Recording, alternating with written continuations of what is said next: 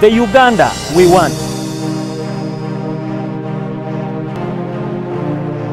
So mu Uganda gye twagala mu lutalo luno olw'okulwanyisa obulabbayo obukenuzi nze kyempita obuvundu. Munna Uganda alina okuba nga yeenyigiramu. Ffenna twenyigire mu lutalo. Ate abalala tebasomye kuzimba wabula bayize okuzimba. Uganda gye twagala okulaba ng'enguudo zonna nkole nungi, public transport nga weeri. Kati eno gavumenti eriwo erina akabonero ka Lucifer. Buli kyotunulako mu Uganda kiriko oxygen. Either babika amawulire malungi oba mawulire mabi. Minisita teyeetaagisa kabangali budde buno zaki. At this time, why should somebody import furniture from outside Uganda? Let us leave NRM to be in charge for another 36 years or more. I really want to see a Uganda that believes in the rule of law. If you have a constitution in place, follow it to the letter. Don't change laws just because you want them to favor you. Kuba njagala omanye nti obugagga bwonna Uganda bwe yeeyagaliramu buyita waffe ku ttaka lyaffe. Naye busoga mugidibaze. How can a referral hospital refer you to a private clinic? The Uganda we want buli muntu ateekwa okumanya nti I am a stakeholder nkwatibwako si kwesuulira wannagamba. Uganda oyinza okukakana nga mwe mulina bagraduates aba university nga bangi okusinga ebungereza. Mwe mufokasinga nnyo ku degree. Eri bo bafokasinga nnyo nti byensomye mbijeemu omulimu n'enkola. We're dreaming of a Uganda where at a young age there is such a relationship between parent and son, parent and daughter, where the daughter can say this is what I want. Uganda gye twagala empya tesobola kubeerawo nga tewali mateeka. Amateeka agakola. The Uganda we want.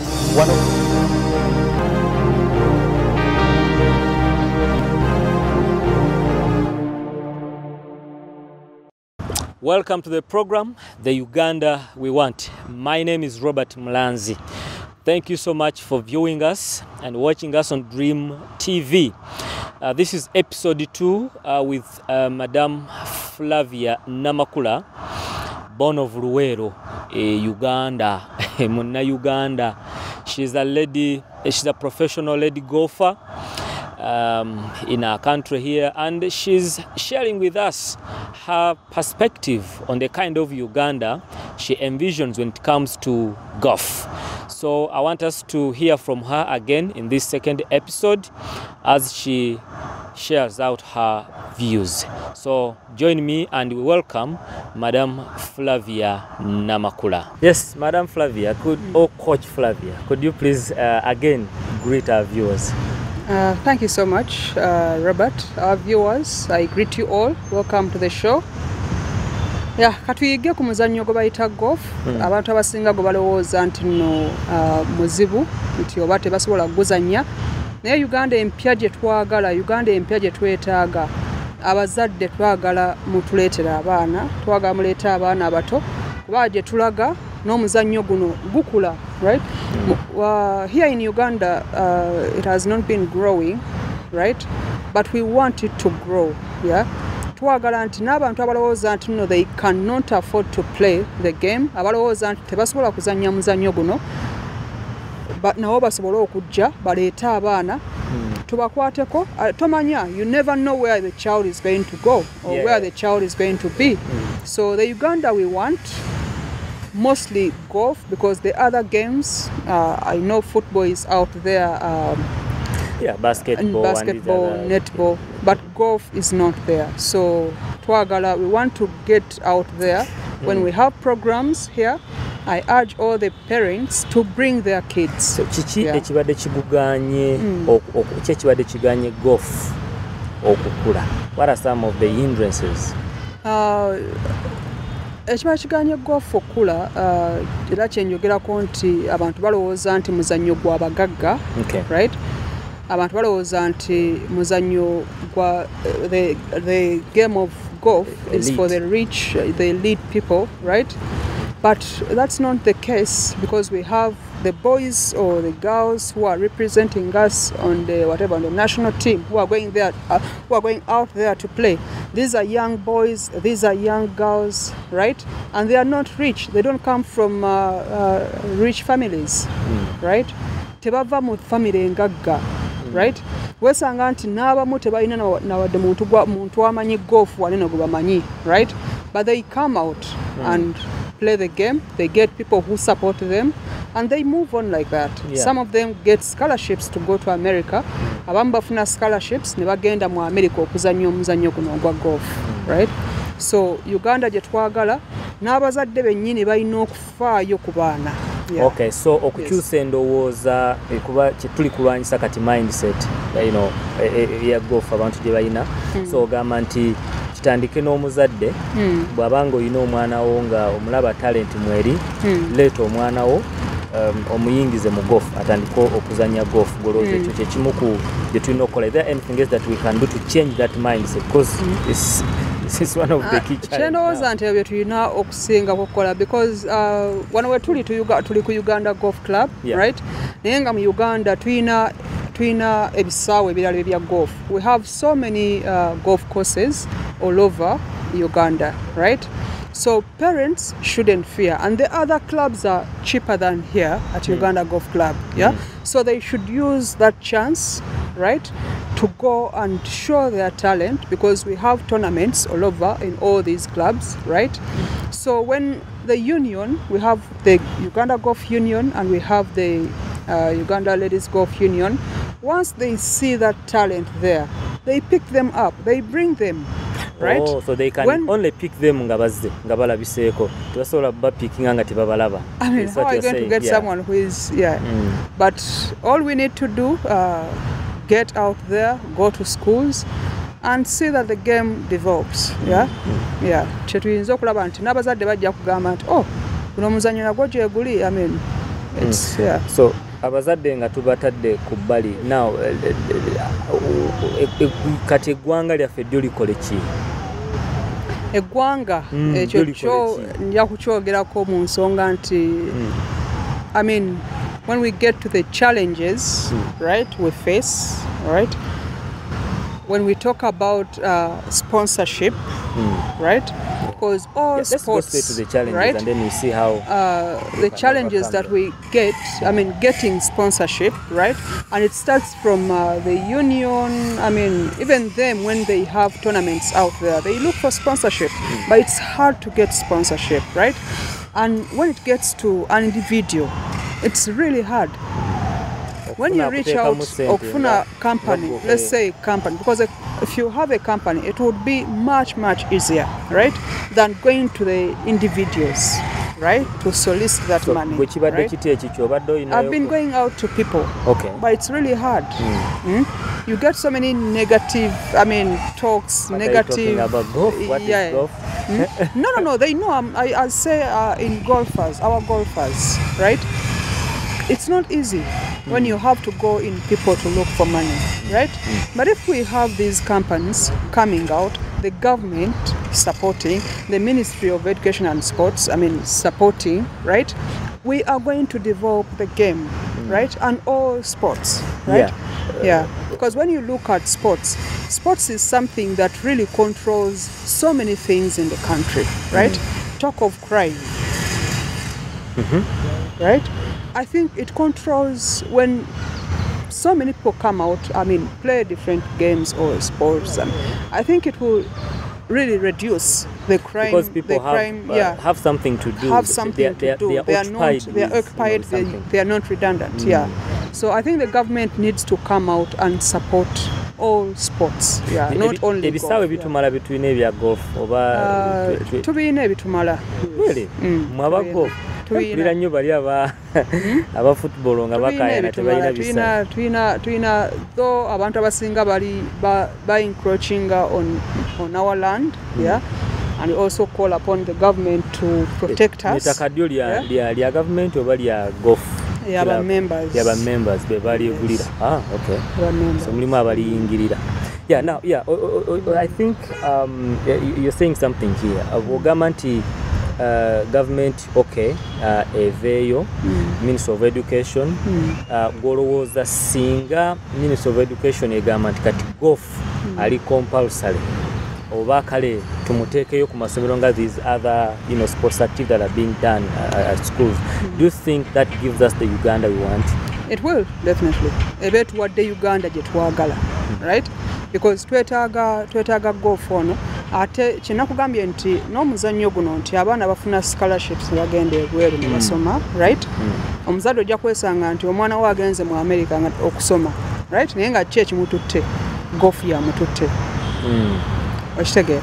So twetaaga okukyusa mindset ne gavumenti yaffe yennyini era emanye nti bwe banaateeka sente mu mizannyo Uganda ejja kukyuka.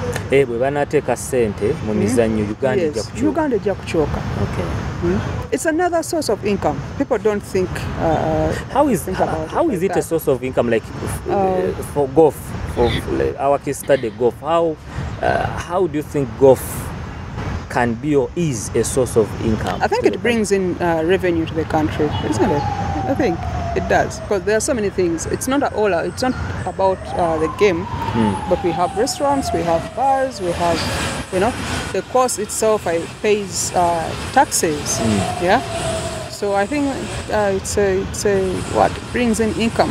So bwabanga golf yekaleta sente, meaning government, even these other sports can as well generate income for the country. Yeah. Okay. So which other challenge do you face, and how can that be?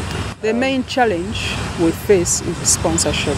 Because if you have sponsorship, then the other things are easy to do, right?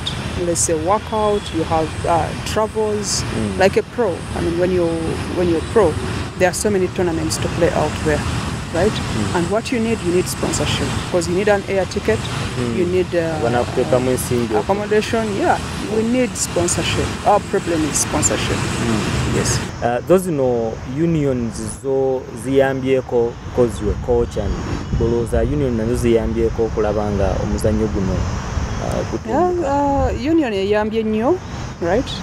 Kusinga ddala amateurs.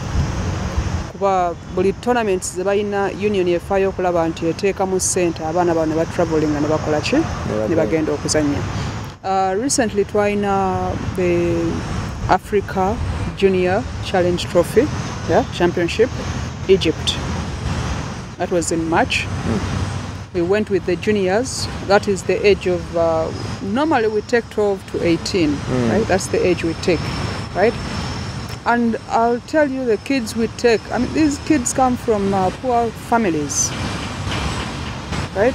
But the union goes out there and gets them. Yeah. So those are the kids. Yeah. And then it absorbs that talent. It absorbs it. Yeah. These are the kids we take. Yeah. And it's the union putting in money, right? Well, money, I mean, also from sponsors out there, right?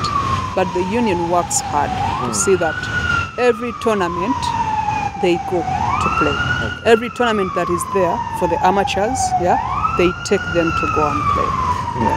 Union teyina kyogamba nti well bakoze bulungi mu kino, but maybe if they do this as well, they need to change in this as well. The change we need is going out in schools. That is the change we need. And I know that program is right there. They are working on it as the union. Yeah, they are working on it. And things are going to change, by the way. Yeah. Okay. And I'm sure that in the next years, golf, you will hear those boys and girls out there shining the flag of Uganda, taking, competing with the best golfers that we know in the world, because I myself have done it, right? But I know that what is hindering right now is sponsorship, but we can go further. Okay. Obaddeko mu mawanga ag'enjawulo atagazanya golf bo bakikola batya? Sponsorship. I mean, they get sponsorship. The government supports them. Yeah, it's all there, right? Brands of golf, right, support them, right? We are unlucky that these companies are not here in Uganda to support us, right? until you go out there and show that you're good and show that you can play, right? So, but when you talk of South Africa, that's different. I mean, the game is up there, right? All these companies we know, I mean, Titleist, Nike, TaylorMade, Colorway, Puma, all of them are there, yeah. And they are giving in, they are supporting, right? So, there's a change. The change will come. That is what we know. The change will come. Yeah. Chuka. Yes.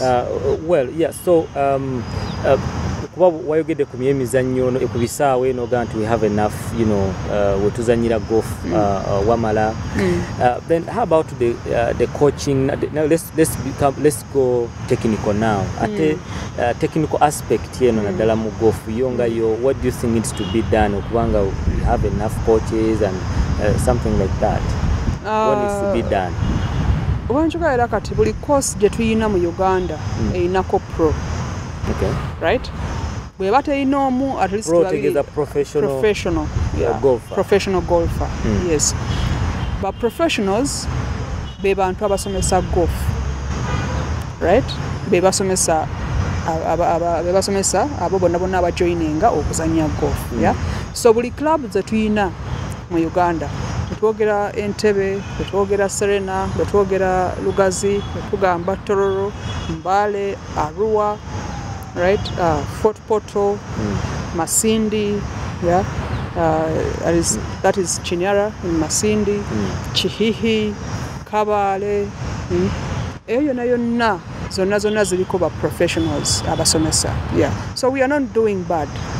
Yeah, we are not doing bad at all. Yeah. Okay. And the other thing I forgot to talk about, and I'm also the coach for the national team.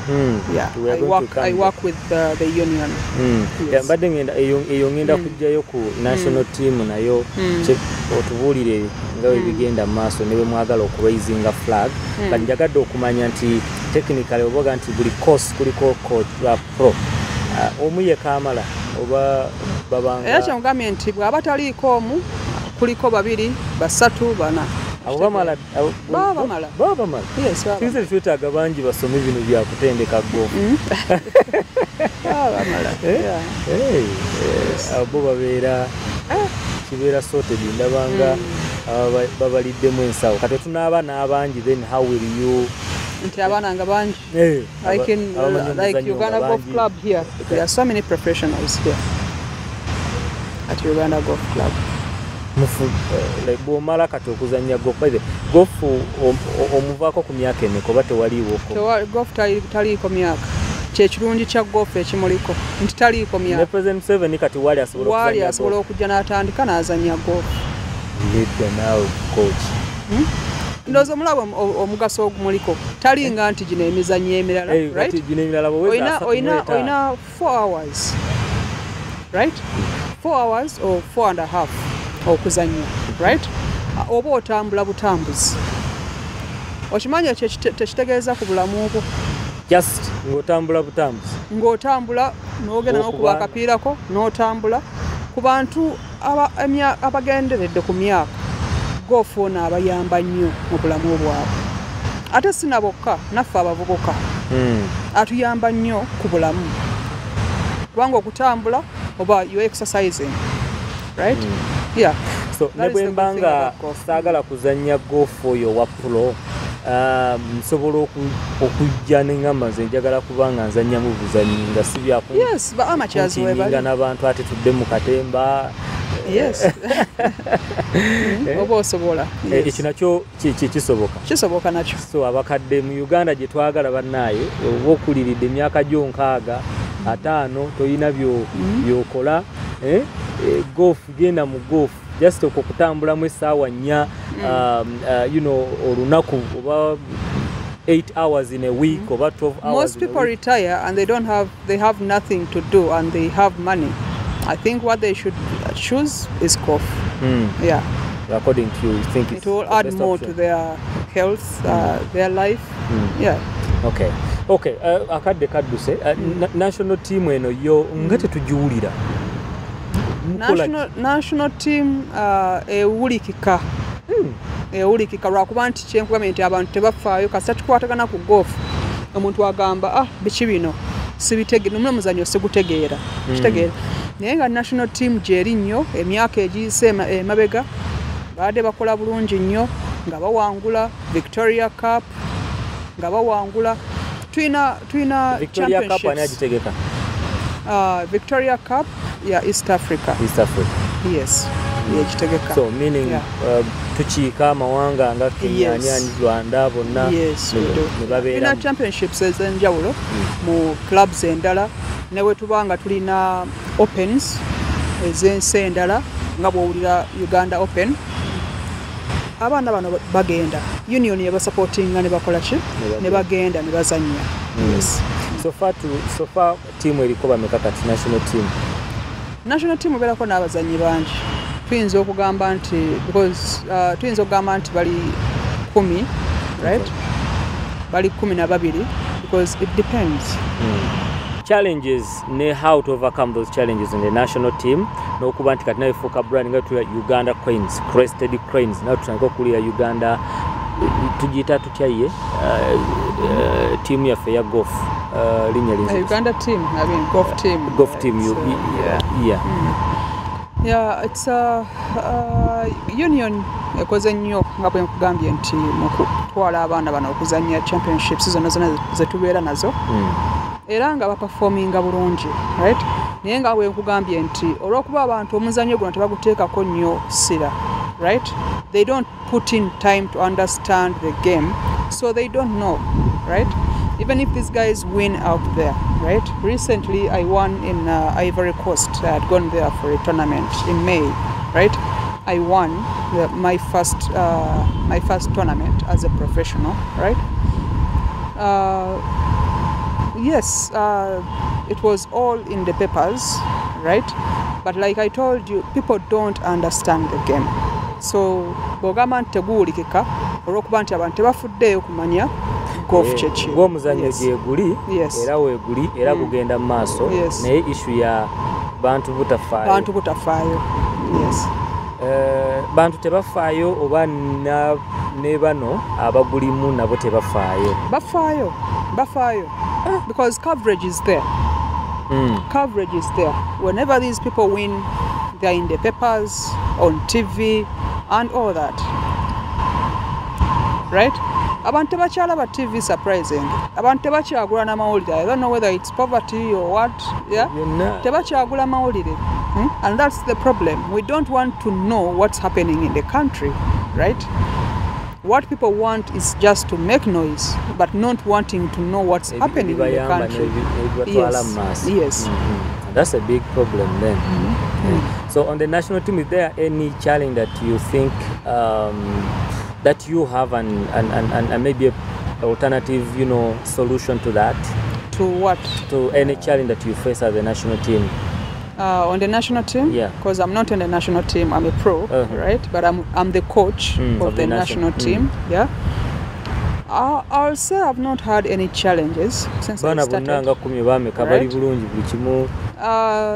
everything's provided for it is provided when these tournaments are going to take place right when they are going for these tournaments right like when I took the junior team to Egypt they didn't lack anything they had everything they needed right and it's all about the mindset in someone right as a coach you need to train these people to be patient right before you ask the union to provide what you want are you ready to deliver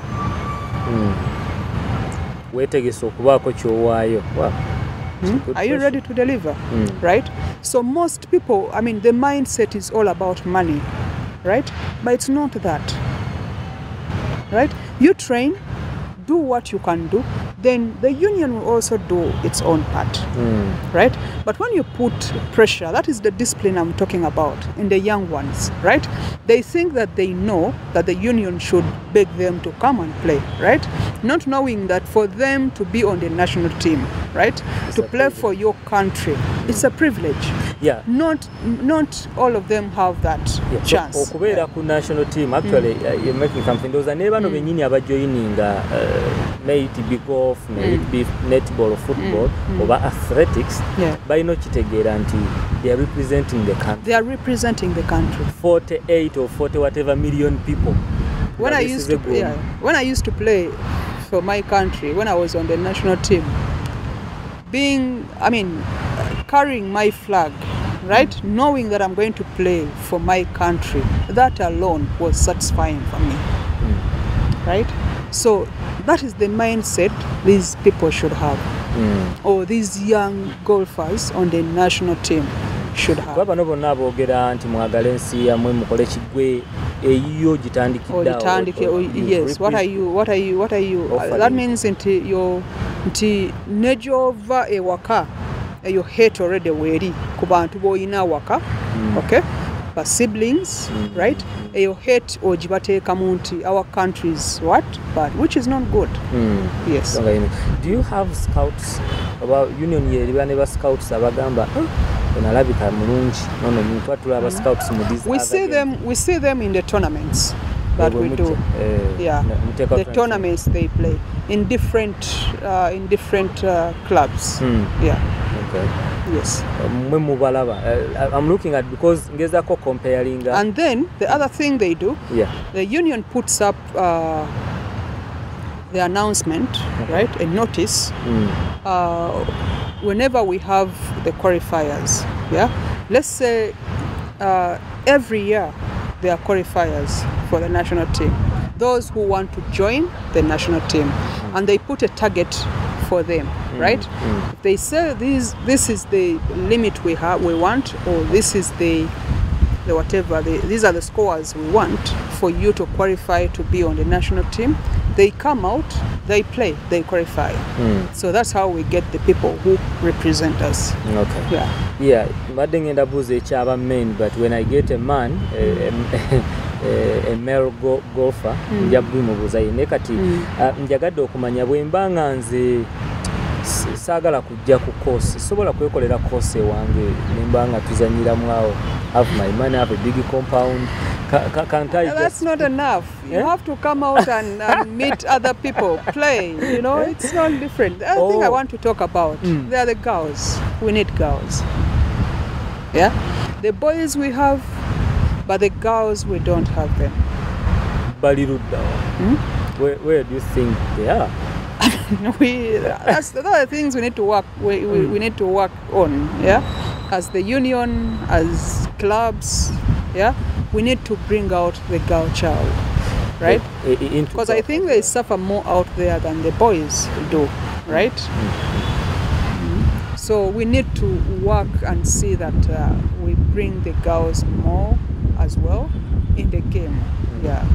Okay. Yeah, we need the girls. Yeah. So you mean kubangezaako okulowooza nga ndowoolezera ne muguno omuzannyo ogwa golf nti kisukkuluma kukuba nti oze buzi kuzannya naye namwe mulimu this bit of associating with others, interacting with others, the social interaction. Yes. And because abasinga balowooza nti mu mupiira mukka joy eyo but I don't know, ndabye abazannya ne sirabya awanise ku mikono n'abuuka nti yes, I've made it. I don't know how mu exploding. How do you explode?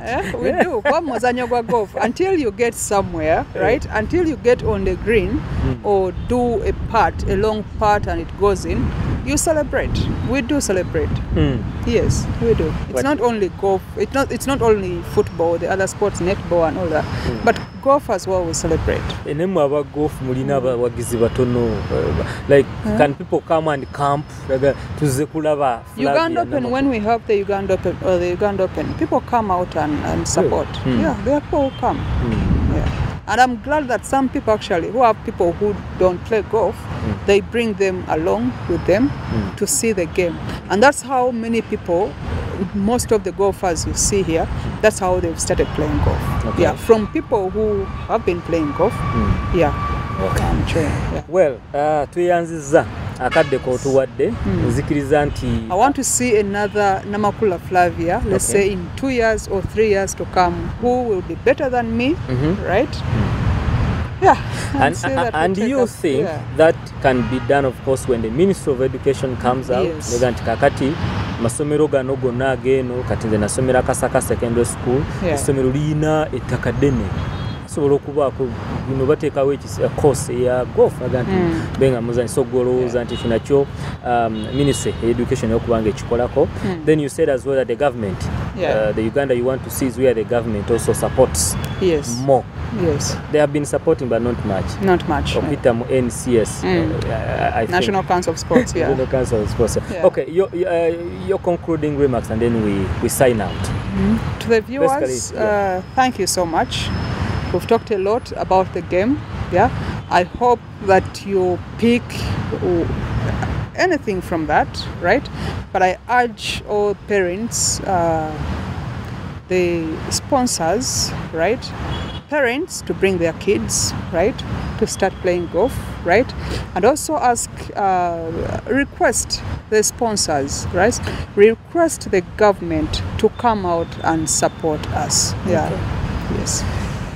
Tweyanzege Madam Flavia Namakula, coach wa national team ya golf ate era y'omu ku ba professional lady golfers between mu ggwanga lino. She has achieved a lot, of course, gezezaako mu muzannyo guno ogwa golf. Kale nno mmwe abakuliridde ndowooza nganze tekibagaana emyaka gyammwe mujje nammwe mu golf mubeereko eyo, obulamu bwammwe busobole okuba nga bweyongera. Uganda gye twagala okulaba nga yeeyo nga buli omu ayina mwe yeenyigidde naddala mu bintu nga bino ebyemizannyo okusobola okulaba nga tutuuka ate waggulu.